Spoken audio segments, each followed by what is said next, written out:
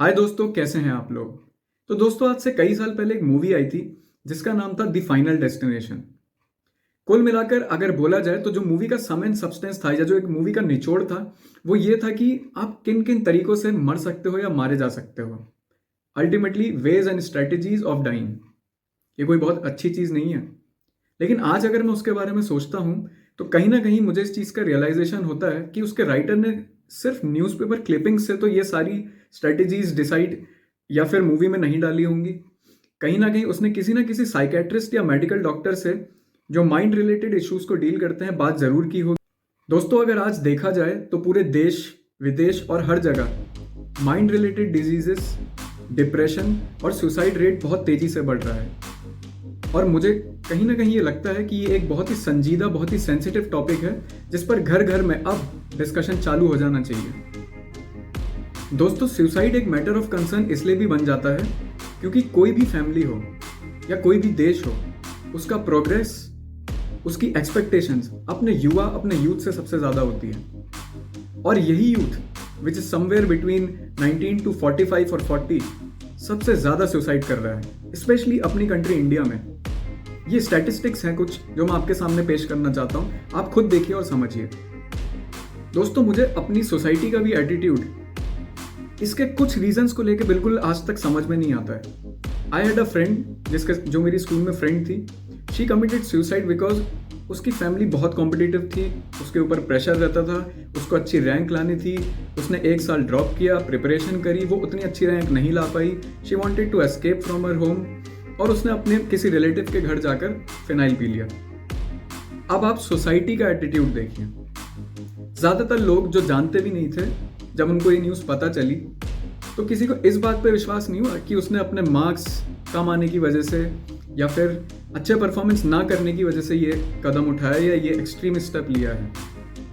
उल्टा लोग ये कह रहे थे किसी ना किसी से चक्कर होगा, ज़रूर किसी लड़के ने मना कर दिया होगा, इसलिए उसने ऐसा स्टेप उठाया।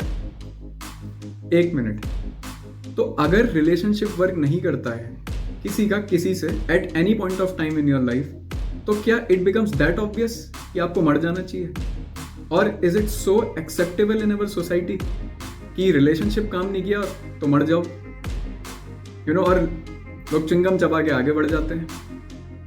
तो ये एटीट्यूड मुझे बहुत खराब लगता है। पहले तो आप घर में कभी बात नहीं करते हैं, किसी के बारे में आपको कुछ पता नहीं है, और पता चलता है तो आप ऐसी बातें उड़ाते हैं और उसको बहुत इजीली एक्सेप्टेबल कर लेते हैं। लेकिन ये सिर्फ तब तक है जब तक अपने घर में नहीं होता। और ये जिस हिसाब से आज बढ़ रहा है, ये किसी के घर में कभी भी किसी के साथ भी हो सकता है। That is why we need to discuss on this. और मैं इसी के रिगार्डिंग आज आपको कुछ और चीजें दिखाना चाहता हूँ। Okay, so in the past there's always been pressure about studies, okay? And what's happening right now is a lot of students, the pressure is increasing, the competition is increasing, and so is the students' expectations of themselves, right? So now it's a era of Instagram updates and Facebook updates. So more than how they will look to their parents, that pressure is already there. Okay, well, if I don't do well, I'm disappointing my parents, but at the same time, I'm also disappointing myself, my peers. So there is where I feel where the support needs to come is not only where the parents talk to the children, there is an open communication there, but also where the students have peer, you have peer mentors, because the peers at this age are the biggest influencers for the students, okay? And the competition is really high, so there is where one area we don't focus on, so that could help the student, because if they're not talking to their parents, they will talk to their peers. That will help them in some way, right? दोस्तों, जितने भी suicides अपने देश में होते हैं वो maximum 19 to 45 years of age के बीच में होते हैं। तो और इसमें कहीं ना कहीं फैमिली प्रेशर या पीयर प्रेशर इन्वॉल्व है। तो अगर आप एक स्टूडेंट हैं, मैं आपसे कहना चाहता हूँ कि आप हमेशा स्टूडेंट नहीं रहेंगे। आगे जाके you will have to be independent, और आपको कुछ नहीं तो कम से कम अपना खर्चा पानी तो उठाना ही है। तो आप किसी के कहने पे मत आइए, आप सबकी सुनिए, आप इंफॉर्मेशन हर जगह से लीजिए, लेकिन जो आपकी कैपेबिलिटी है आप उसके हिसाब से अपने डिसीजन लीजिए। क्योंकि फिर बाद में ब्लेम गेम होना शुरू हो जाता है कि आपने कहा था इसलिए मैंने किया। इसलिए आपको जो ठीक लगता है आप करिए, और खुलकर इस बात पर घर पर डिस्कशन करिए। अगर आप एक पेरेंट हैं तो मैं आपसे ये कहना चाहता हूँ कि आपके पास 3 ऑप्शन हैं। एक आपकी प्रेस्टीज, जो आप दूसरों के साथ कंपेयर करते रहते हैं बच्चों को। दूसरा आपका पैसा जो आपने अपने बच्चों के ऊपर एज एन इन्वेस्टमेंट लगाया है। और तीसरा आपका बच्चा। तीनों में से जो सबसे प्यारा है उसको चूज कर लीजिए, क्योंकि अगर आप प्रेस्टीज और इन्वेस्टमेंट को चूज करेंगे और बच्चे के ऊपर प्रेशर बिल्ड करेंगे, एवरी नाउ एंड देन दूसरे से कंपेयर करेंगे, एक एक मार्क्स के लिए रुलाएंगे, तो कहीं ना कहीं वो उसके लिए बहुत ज़्यादा प्रेशर हो जाता है। वो आपसे सपोर्ट चाहता है, लेकिन अगर आप ही उसे प्रेशर डालेंगे तो वो दूसरों से क्या एक्सपेक्ट करता है और वो क्या कहेगा दूसरों से। दोस्तों, हमारे कुछ स्टेट्स ऐसे हैं जो हाईली डेवलप्ड हैं, स्पेशली हमारे सदर्न स्टेट्स जैसे कि तमिलनाडु, केरला और कर्नाटका, जहाँ पर सुसाइडल रेट बहुत हाई है।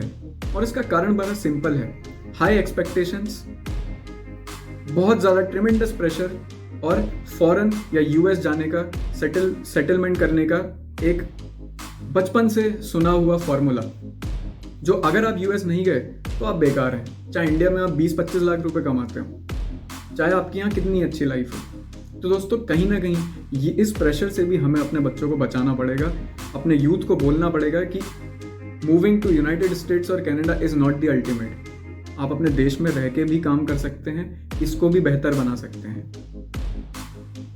दोस्तों, हमारी जो क्रीम है, इस देश की जो क्रीम है, वो सबसे ज़्यादा स्ट्रेस से गुजरती है। अगर आप सुसाइडल रेट्स देखें कोटा में, जो कि एक कोचिंग इंडस्ट्री मानी जाती है, वहाँ सबसे ज़्यादा सुसाइड्स हैं।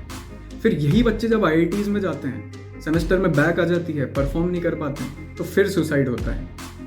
इन्हीं बच्चों का जब एक्सपेक्टेड पैकेज नहीं लगता है, विच इज़ इन लैक्स और in crores as per their expectation, फिर सुसाइड करते हैं। दोस्तों, कोई भी चीज़, कोई भी मटेरियलिस्टिक गेन आपकी लाइफ से ऊपर नहीं है। हाँ, अगर आप अपनी कंट्री के लिए, एक नोबल कॉज के लिए सर पे कफन बांध के आगे बढ़े हैं तो आपको सलाम है, लेकिन पैसे के लिए आप खुद को क्यों मार रहे हैं? अगर आपके पेरेंट्स ने भी ये बात आपको सिखाई है तो ये चीज़ सही नहीं है, बिल्कुल भी। दोस्तों, सुसाइड्स को लेके हमारे मन में बहुत सारे मिथ भी हैं, जिसमें से एक मिथ तो ये है कि वो तो मरना ही चाहता था, उसने कई बार ट्राई किया था। दोस्तों, कोई भी इंसान मरना नहीं चाहता है। हाँ, वो अपने करंट सिनेरियो, अपनी करंट सिचुएशन से ज़रूर दूर भागना चाहता है। ऐसा हो सकता है कि इस समय कुछ ऐसी बातें हैं जो अपने मन में खुद से ही डिस्कशन रात दिन करता रहता है, लेकिन उसको ऐसा कोई इंसान नहीं मिलता है जिससे वो अपने सीक्रेट शेयर कर पाए, या जो उसको एक हेल्पिंग ईयर लेंड कर पाए, उसकी बातें सिर्फ सुने, उसको जज ना करे। मैंने देखा है खासकर लड़कों में, जब भी ब्रेकअप होता है या कोई दिक्कत होती है तो कहते हैं, अरे चलना 2 पैग मार के आते हैं। वो 2 पैग आज रात का तो जुगाड़ कर देंगे, लेकिन कल सुबह उठ के फिर प्रॉब्लम आएगी। उल्टा आप एक एडिक्शन के गड्ढे में फंस जाएंगे, बिकॉज वो टेम्पररी रिलीफ आपको जो अल्कोहल दे रहा है, आप हमेशा उसके चक्कर में लगे रहेंगे। तो this is not the solution. Instead the solution is कि आप साथ रहें, साथ घूमें, जितना हो सके दूसरे वाले की सुने, थोड़ी थोड़ी guidance in a soft way देते रहें। ना कि ये कहें कि अब अपने घर वालों को देख, उन्होंने तेरे ऊपर पैसा लगाया है। उस इंसान को ये सब कुछ पता होता है कि उसके ऊपर पैसा लगाया गया है, उसके ऊपर मेहनत लगी है उसके घर वालों की, उसके साथ एक्सपेक्टेशंस, और इन्हीं एक्सपेक्टेशंस की वजह से वो इंसान ऐसा कदम उठा लेता है। दोस्तों, इससे पहले कि बहुत देर हो जाए, मैं आपको एक सिंपल फॉर्मूला देना चाहता हूँ, दैट इज WAIT, wait. Watch out for the science of behavioural change. ये इंसान पहले बहुत बोलता था, अब एकदम से चुप हो गया, या ये चुप हो गया और पीने के बाद बहुत ज़्यादा बोलने लग गया। तो कहीं ना कहीं आपको बिहेवियरल पैटर्न जो है वो ऑब्जर्व करने पड़ेंगे। उसके बाद क्या करना है? उसके बाद यू नीड टू आस्क, पूछिए कि भैया चेंज क्यों है। These days I feel little bit concern about your behaviour, because काफ़ी चेंज दिख रहा है तेरे बिहेवियर में, ऐसा क्या हो गया? पूछते रहिए जब तक सामने वाला बताता नहीं। उसके बाद it will pass for sure. ये एक टाइम ऐसा है जो शायद आपके फेवर में नहीं है। आपने सामने वाले को बॉल डाली, ये हमारी लाइफ एक क्रिकेट के गेम की तरह है। आपने सामने वाले को बॉल डाली बोल्ड करने के लिए, आप इन स्विंग डालना चाहते थे, हवा इधर की फ्लो हुई, बॉल सीधी चली गई। आज हो सकता है लक या डेस्टिनी आपके फेवर में ना हो, लेकिन कल ये हवा इधर से ज़रूर बहेगी और आपको भी बैटिंग करने का मौका मिलेगा। At the end T, that is talk to others. दोस्तों, आपको मैं एक छोटा सा किस्सा सुनाता हूँ। एक बार किसी गांव में गौतम बुद्ध गए थे और वहाँ पर एक लेडी के घर में डेथ हुई थी। वो lady was completely in grief. वो उसको समझ नहीं आ रहा था क्या करूँ। तो किसी ने उससे कहा आप गौतम बुद्ध के पास जाइए।